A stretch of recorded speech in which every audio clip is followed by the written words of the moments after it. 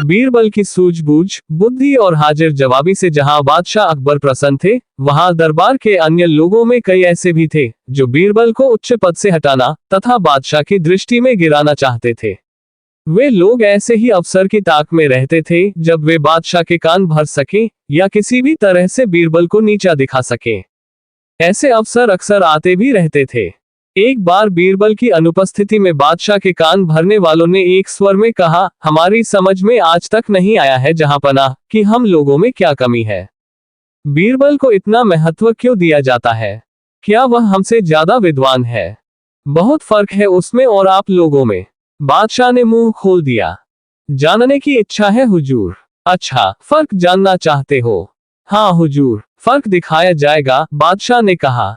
इसी समय बीरबल के पास सूचना भेज दी जाए कि वह 7 दिनों के लिए छुट्टी पर रहें तथा दरबार में न आए।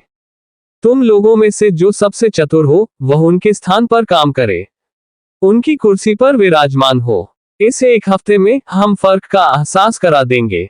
ऐसा ही किया गया। उन लोगों में जो सबसे चतुर था उसे बीरबल के स्थान पर नियुक्त कर दिया गया। बीरबल की हफ्ते भर के लिए छुट्टी कर दी गई। बादशाह उन सब की परीक्षा लेने का उचित अवसर और परीक्षा का विषय खोजते रहे।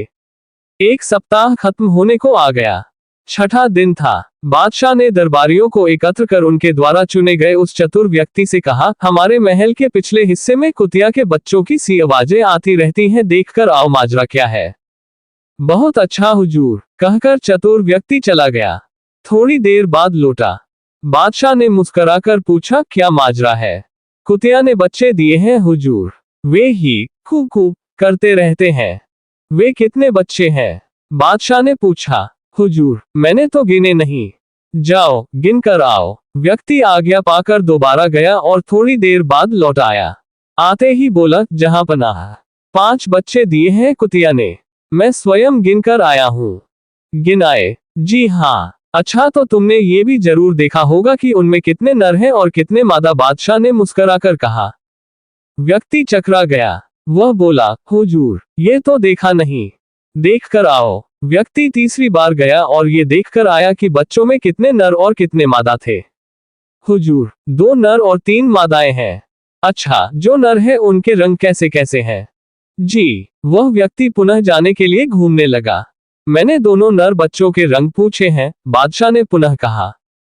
जी, यही तक याद है, उनमें से एक तो काला है और एक शायद सफेद। जरा मैं एक बार फिर से देख आता हूँ। और व्यक्ति चौथी बार गया।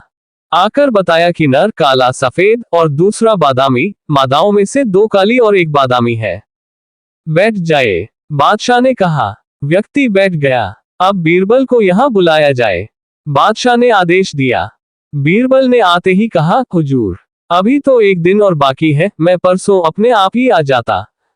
जरूरी काम है। सेवा बताए। हमारे महल के पीछे के भाग में अजीब सी आवाजें आती हैं, जैसे कभी कुतिया के भौंकने की, कभी कुतिया के बच्चों की कू कू करने की, कभी गुर्राने की। जाओ, देखकर आओ कि माजरा क्या है। जरा जल्दी लौटना।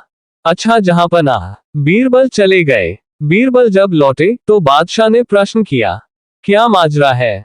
कुतिया ब्याही है, 5 बच्चे दिए हैं, वे सब कू कू करते हैं। कुतिया गुर्राती या भौंकती रही होगी रात में, कोई बात नहीं है वहां। बीरबल ने जवाब दिया।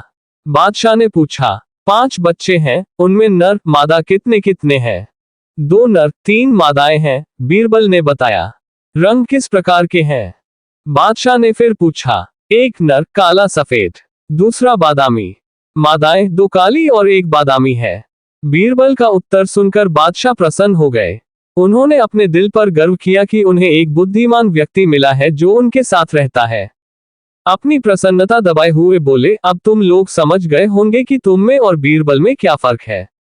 क्यों श्रीमान जी? जी। व्यक्ति का सिर झुक गया। जिस काम को वह 4 बार में कर सका था और 2.5 घंटा लगाया था, उसे बीरबल ने एक ही बार में केवल आधे घंटे में कर दिया था। वह समझ गया कि उनमें और बीरबल में क्या फर्क है। बीरबल ने जो मान पाया है, अपनी योग्यता के बल पर पाया है।